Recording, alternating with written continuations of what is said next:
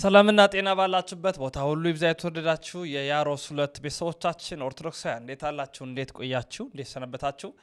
ዛሬ በያሮስ ሁለት እንግዲህ ሌላ ርዕሰ ጉዳይ አዲስ ነገር ይዘን መተናል። እንግዲህ እንደሚታወቀው በቀን 3 ጊዜ ነው የምንመጣው፣ በ7 ሰዓት፣ በምሽት 1 ሰዓት እና በምሽት 5 ሰዓት። በእኚህ ሶስቱ ወቅታት ታዲያ የተለያዩ ነገሮችን ይዘን ነው የምንመጣው። ዛሬ ታዲያ በ7 ሰዓት መረጃችን በስፋት እንድንመለከት የወደድኩት የዚህ በኢትዮጵያ ጃንደረባው ትውልድ በጃን ቃና አስደናቂ ነገር ተመልክተናል። 44 ሙሽሮችን ቤተክርስቲያን ድራለች። ደስ ያሰኝም።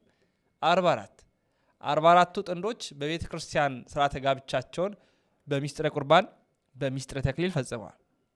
እንደምናስታውሰው በዚህ በጃንደረባው ትውልድ ላይ ወደ 10 የሚጠጉ ፕሮጀክቶች አሉ። ጃን ሉቃስ የሚለው ፕሮጀክት ከሕክምና ተማሪዎች ጋር ከሕክምና ባለሙያዎች ጋር አጠቃላይ ከጤና ጋር በተገናኘ ጃን ሉቃስ እንግዲህ ሉቃስ አርድኤቱ ሉቃስ እንደምናስታውሰው ሐኪም ነው። ሌላው ጃን አግናጢዮስ ምጡል አንበሳ እናውቀዋለን። በህፃንነቱ ጌታችን አምላካችን መድኃኒታችን ኢየሱስ ክርስቶስ ህፃናት ወደ እኔ የመጡት እንዳትከልክሏቸው ባለ ሰዓት ያቀፈው ህፃን ስለመሆኑ መተርጉማን ይናገራሉና ጃን አግናጢዮስ ተብሎ ህፃናቱ ያሉበት። እንዲሁ ደግሞ ሌሎች በጣም በስፋት የሚነሱ ክፍሎች አሉ። ጃን ቃና ከቃና ዘገሊላ ጋር ከሰርግ ጋር በተገናኘ፣ ጃን ያሬድ ከዝማሬ ጋር በተገናኘ በጣም ብዙ ሀሳቦች ይነሳሉና በአሁኑ ወደ 44 የሚጠጉ ሙሽሮች ጋብቻቸውን በቤተ ክርስቲያን መፈጸማቸው ታውቋል። በጣም የሚያስደንቅ ነው። ቪዲዮን ተከታትለን እንመለስ።